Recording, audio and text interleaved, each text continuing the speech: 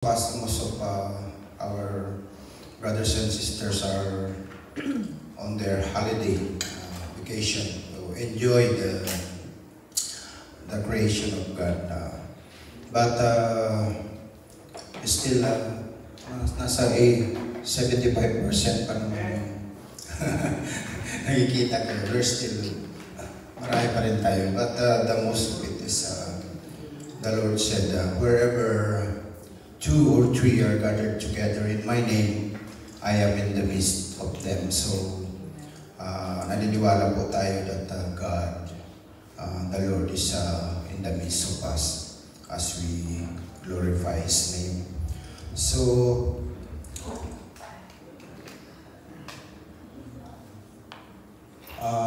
we are still continuing our series of pursue what you have started. Ito po yung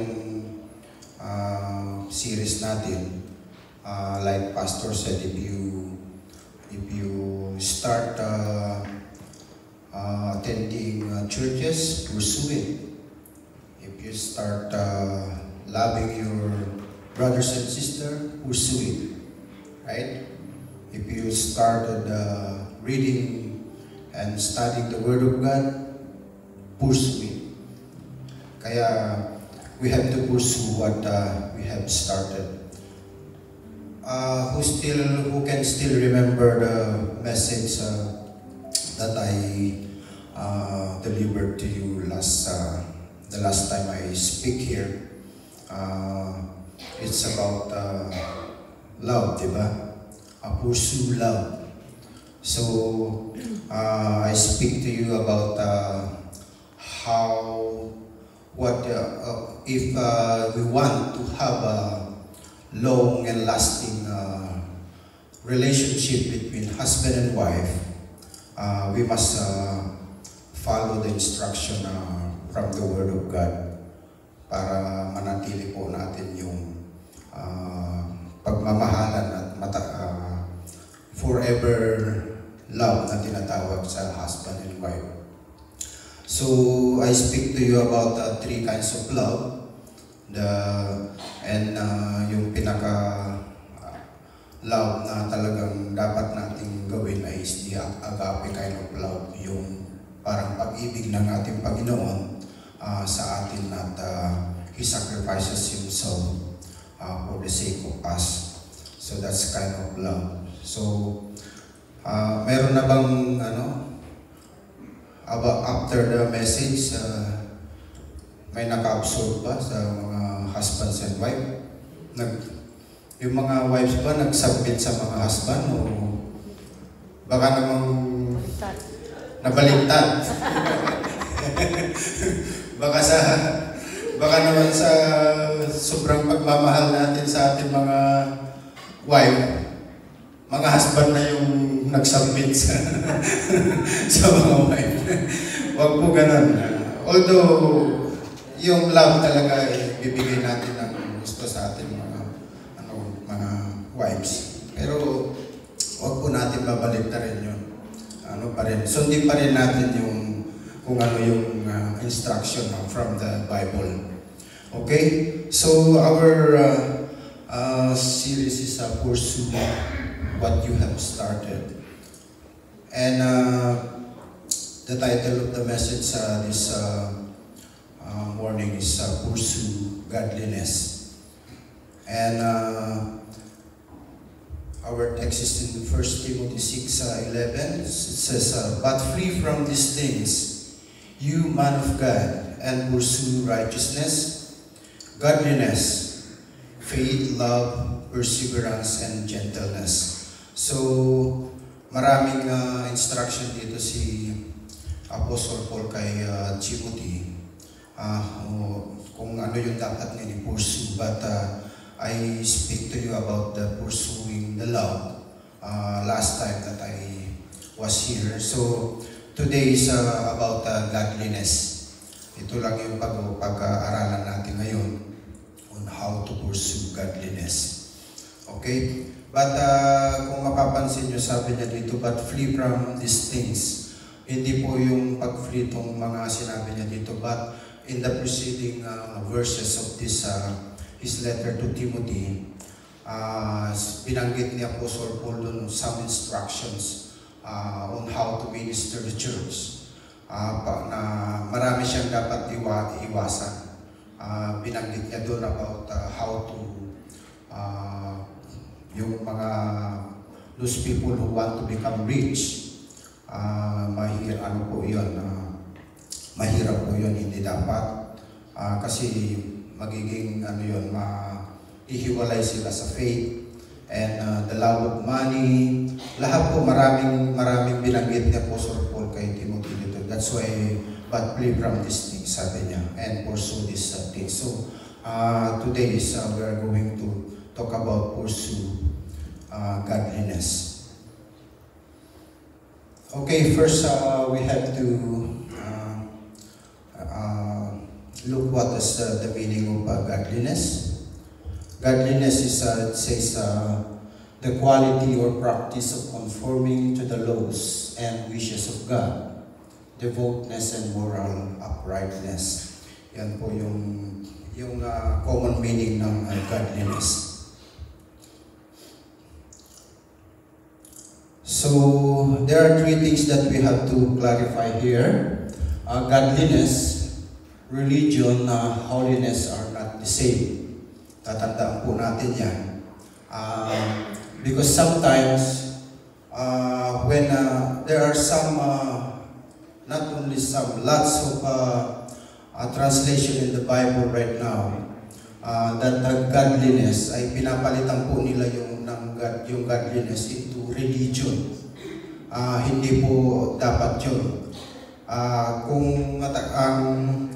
in the Bible, yung original manuscript talaga, hindi masyadong binanggit yung religion. I think it's just 3 or 4 times lang binanggit sa banal na kasulatan, yung talagang original. So, we have to clarify all of this para maintindihan natin at maliwanagan yung isip natin about these things. So, first, godliness, ang ginamit po dito sa Greek word is eusebeia.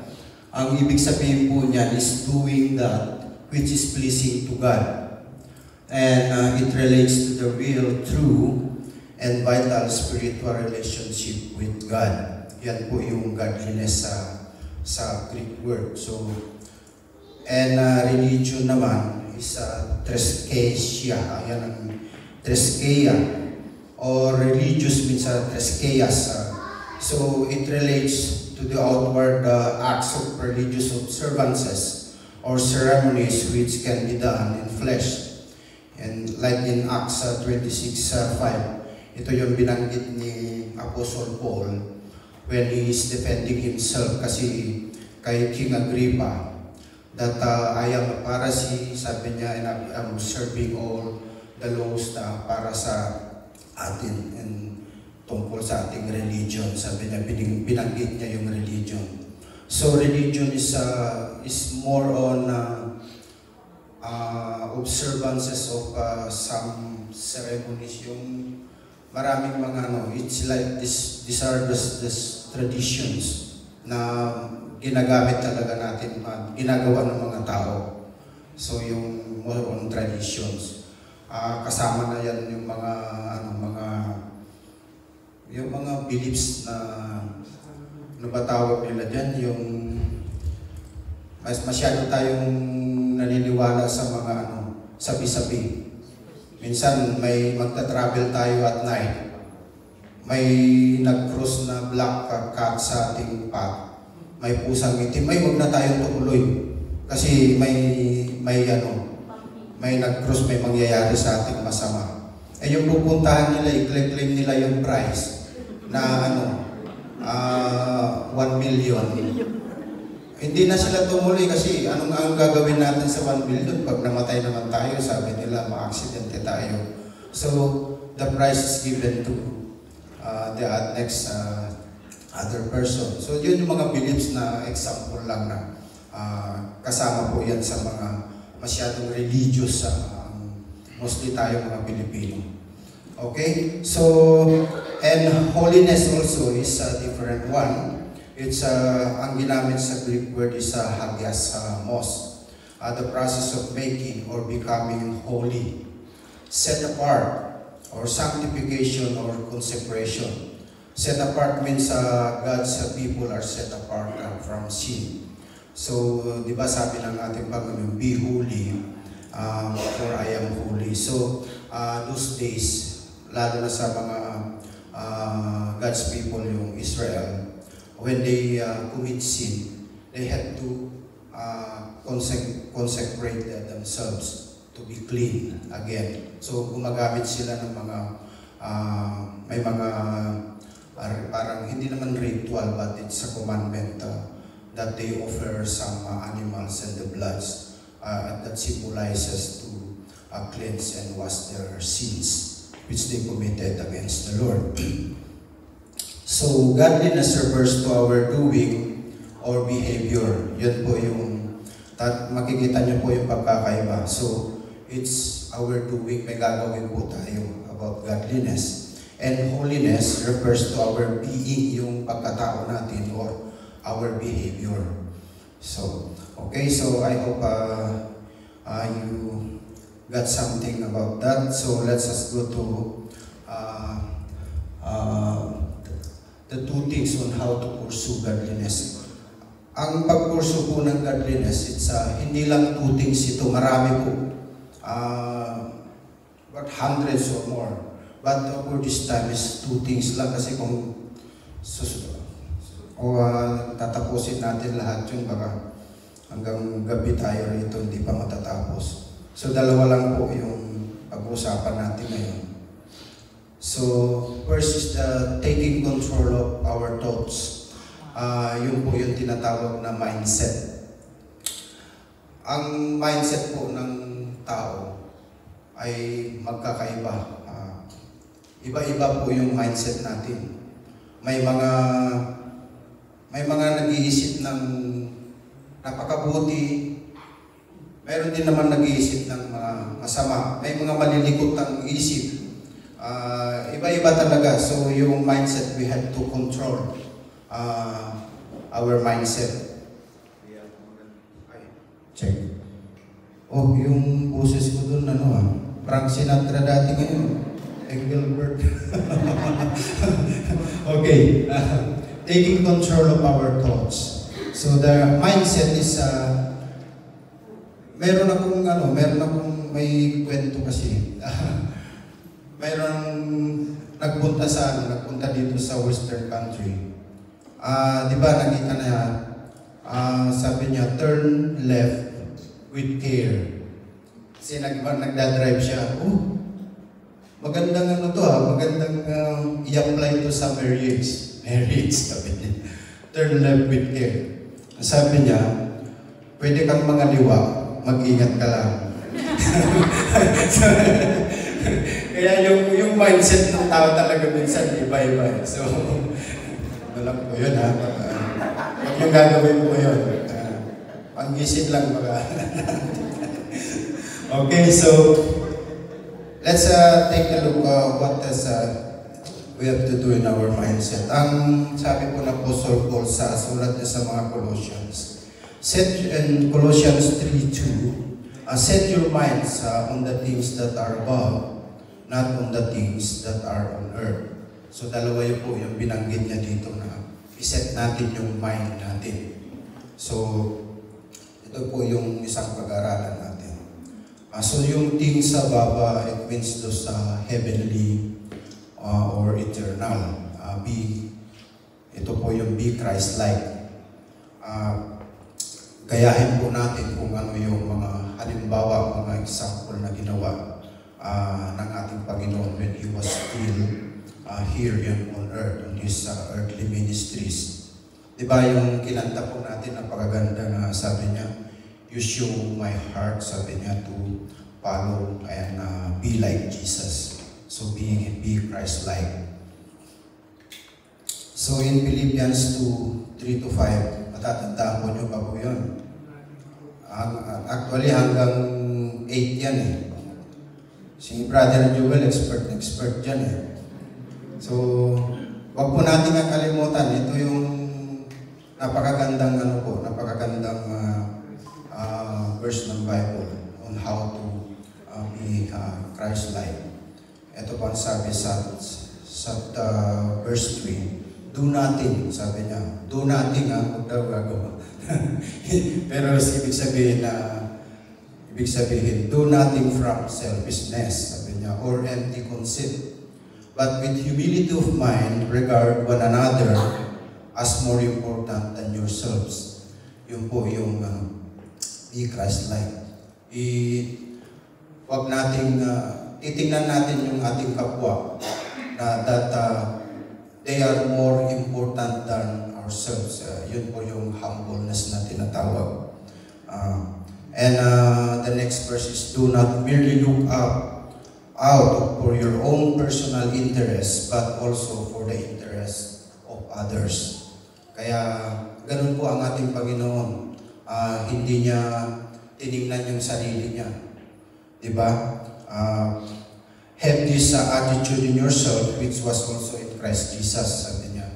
Ang sabi sa ibang translation, in your relationship with one another, have this mindset, nakalagay po doon sa NIV version, which is also with Christ Jesus. So, ito po yung one thing na gagawin po natin on how to control our mindset and to pursue godliness.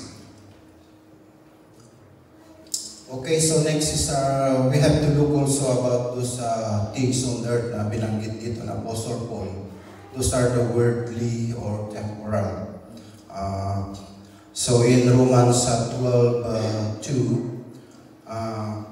do not be conformed to this world, but be transformed by renewing of your mind, so that you may prove that the will of God is, that is sweet, is good, and acceptable, and perfect.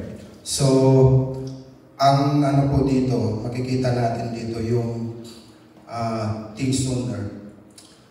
Ang sabi niya, do not conform to this world. Ibig sabihin po yung system of this world. Kasi the world is getting evils. Sinabi po rin yan ni Apostle Paul yan.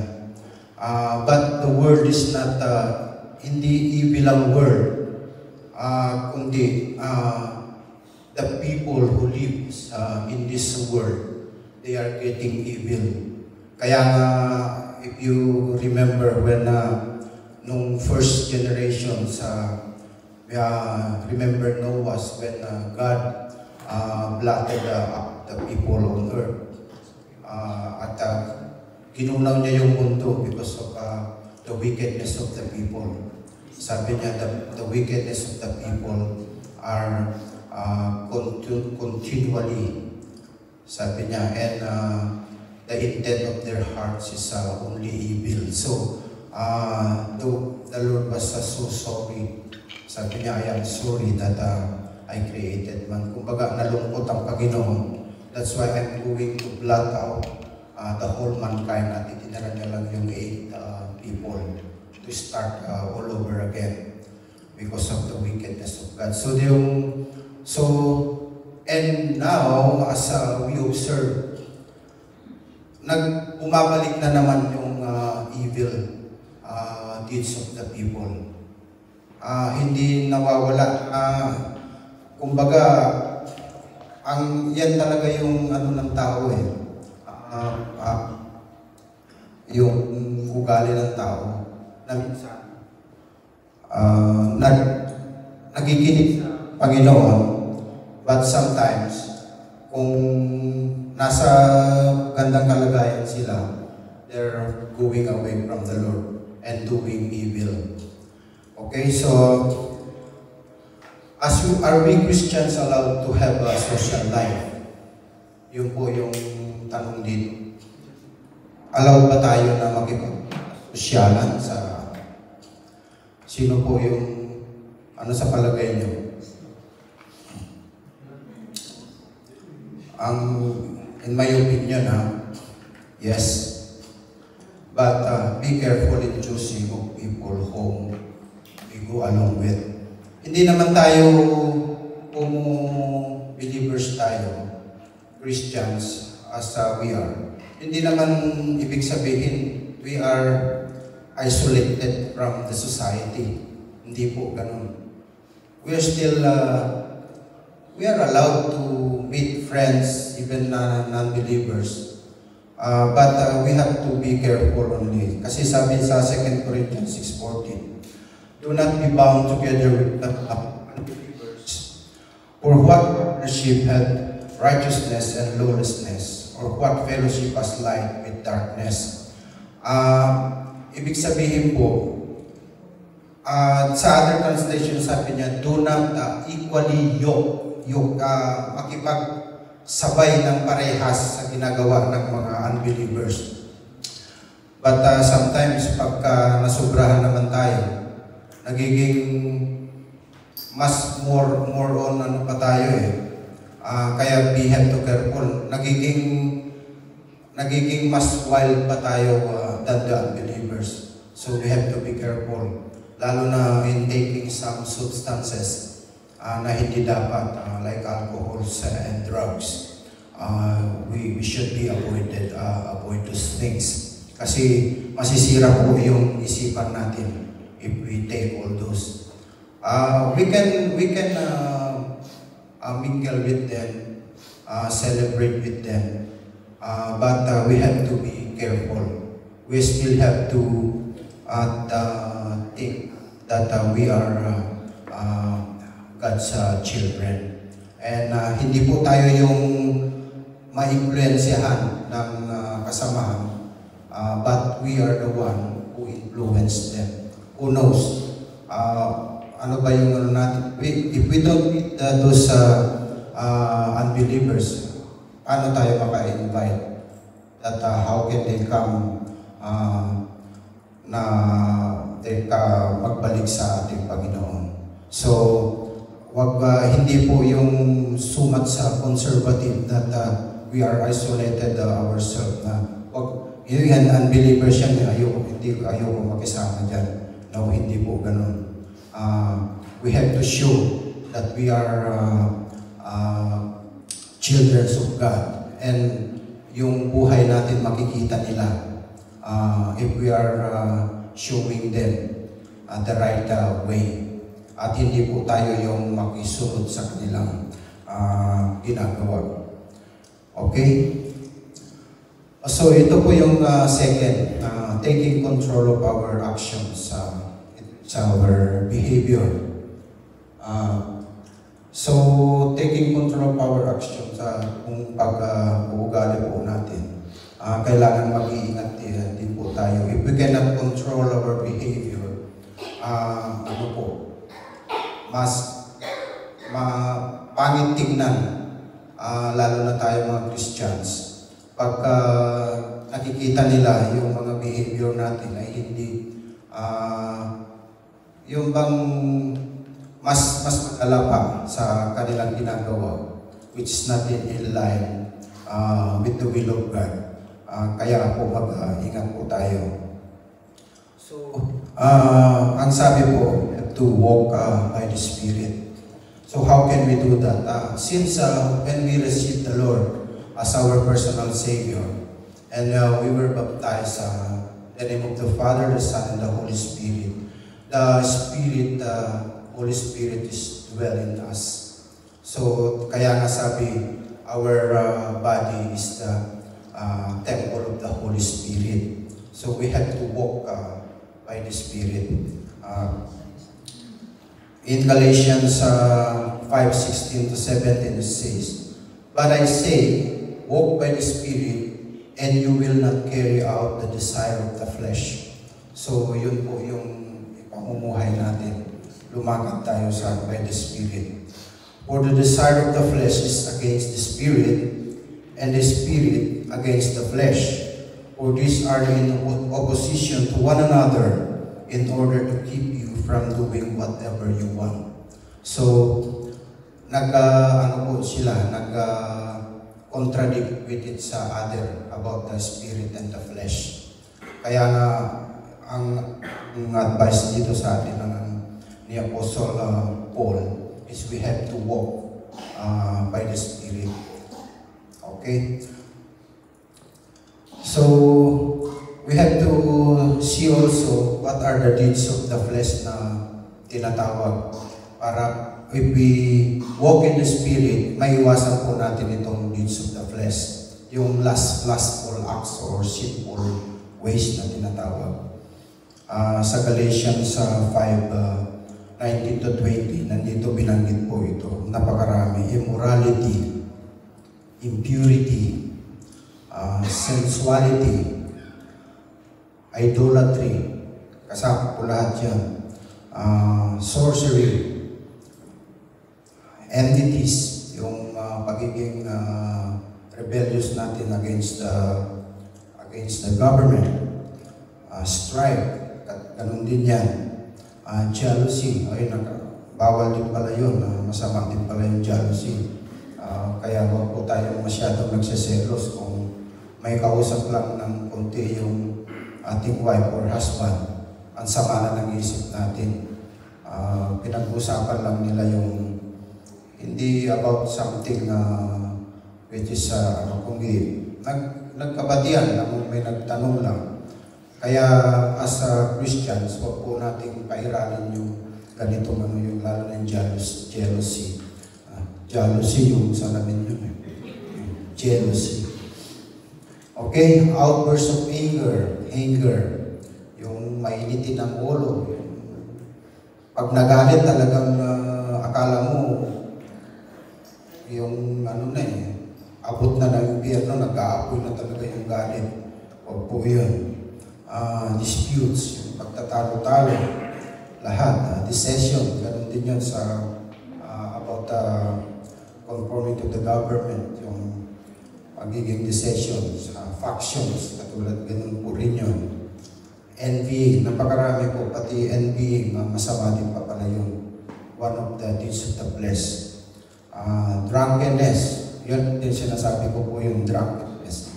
Pwede tayong tumikim ng konti, we are in the part, but we have to control. And yung mind natin, yung purpose on why are we taking that substance. Kasi gusto natin pagbigyan yung celebrants. Alam ba, birthday niya, inalok ka, take some. Okay, take it. For the sake of friendship and para mapagbigyan natin yung celebrants at natutuwa siya sa ganun. We have to take some, but hindi yung laklakin natin tapos after na humigay pa tayo. Masarap pala until we cannot control ourselves. Hindi po ganun. So drunkenness na po yun ang tawag doon. Magpapakalulong tayo sa alcohol and carousing, yun. And things like this. Ang sabi po doon sa verse 20, sabi niya, may warning po si Apostle Paul about these things. Sabi niya, to those who practice such things will not inherit the kingdom of God. Yun po yung napakabigat. Kung ginagawa po natin one of this na binanggit dito, we have to think if we really want to be in heaven, yung sa eternity, iwasan po natin yung mga yan. Kasi nakalagay dito, to those who practice such things, sabi niya, will not inherit the kingdom of God. Napakaliwanag po. And huwag tayo magiging confident that we are the children of God. But if we are doing these things, hindi po rin po tayo tatanggapin doon. Okay, hindi po ako nagsasabi doon yung kasulatan po. It's in the scripture. Okay? One more thing we have to do is give to the world. Yun po yung pagiging, yung attitude natin should be, we give light to the world. It means, sabi ni Jesus Christ sa Matthew 5:14 to 16, ang sabi niya, you are the light of the world. A city set on a hill cannot be hidden, nor do people light a lamp and put it under the basket, but on the lampstand, and it gives light to all who are in the house. Your light must be shine before people in such a way that they may see your good works and glorify your Father who is in heaven. So we should be the one who give light. We just think that the world is in darkness, and we, the sons, achievements of God, tayo po magbibigay ng light. Ano bang light na tinatawag to? It's the good works that we should do. Hindi po, ang binanggit po ito ditong good works, hindi sinasabi ng ating Panginoon about the salvation, that we have to be saved by the good works, no. Sinasabi niya lang po dito that we have to show our good works. Yung good works kasi it's a product of our salvation. Once we accepted the Lord as our personal Savior, and believe, yun po yung mag-motivate atin to do the good works. Hindi po yung good works yung mag-save sa atin, but this is still by the grace of God, yung tinatawag na accepting the Lord as our personal Savior. Okay? So we have to show good works to other people.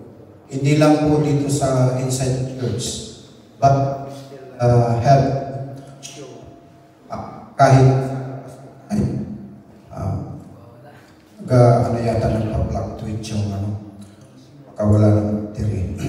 So, ayun po yung bakit dapat gawin. Hello. Another one. Hoy, Elvis Presley naman yung boses ko dito. Okay, malapit na po tayo. So, give light to the word. So, yung good works po natin kailangan i-show natin. Marami pong uri ng good works, hindi ko po napapanggitin yan. Alam na natin yung mabuti at masama. I don't know if you still remember yung nakwento ko sa inyo before. Some of you are new here and they did not hear that story about two Christians, yung dalawang magkumare. Marites, ang tawag na Marites. After they come from the church service, nagbabas lang po sila. It's happened in Winnipeg. So sumakay sila ng bus, and pagsakay nila sa bus, wala silang maupuan, so standing ovation na. But there are people there, guys who are sitting. Di ba usually tayo mga Pilipino, Muslim na Philippines in the bus, pag may babae na dumating, tayo mga lalaki, tatayo tayo, di ba? We say, okay, dito na, upo na kayo dito. Mostly kung mga may edad na o ano. But these guys, they are other nationals, East Indian nationals. Nakaupo siya doon. Ang sabi nung isa, sabi niya, hindi man lang magpaupo ito, sabi niya. Napaka-gentleman naman ito, sabi niya.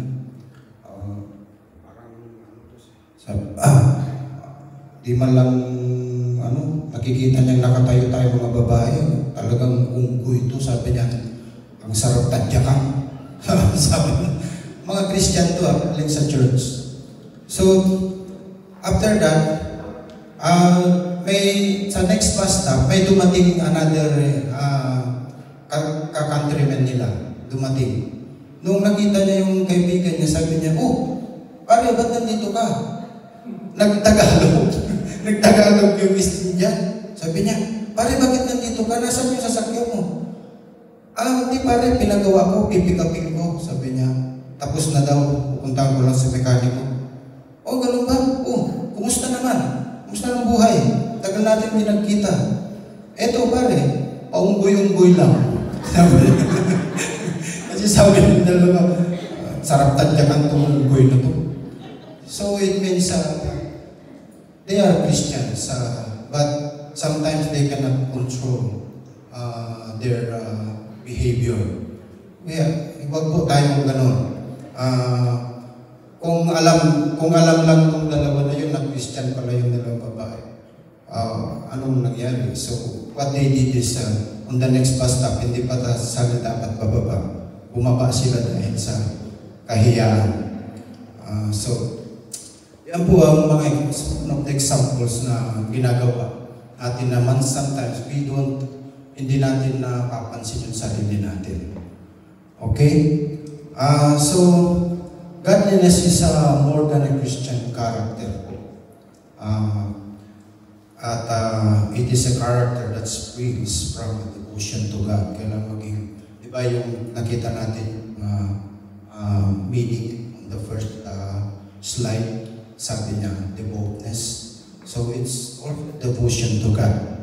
And so godliness can be defined as the devotion to God, which results in life that is pleasing to Him. So we have to pursue godliness po sa buhay natin. Maybe it cannot be taken by yung immediate or in 24 hours or any. But it's a process kung hindi pa natin but I know I'm confident that we are here in the church. We are doing our best and we are doing this and pursuing the godliness. But wag po natin because once we started this, we have to pursue. Kasi yun po yung series po natin that we have to pursue what we have started. Okay, let's pray.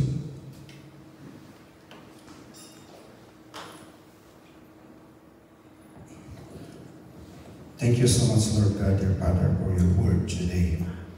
Thank you so much that you give me the knowledge and wisdom to express, to deliver your message, Lord. And I pray that everyone absorb this word, Lord, and put in their hearts that we are going to pursue, Lord, godliness as you have instructed in your word, Lord. And I pray, dear Father, that all of us will comply to this message. And thank you so much. And we bring back all the glory and honor to you alone. In the mighty name of our Lord Jesus Christ, we pray. Amen.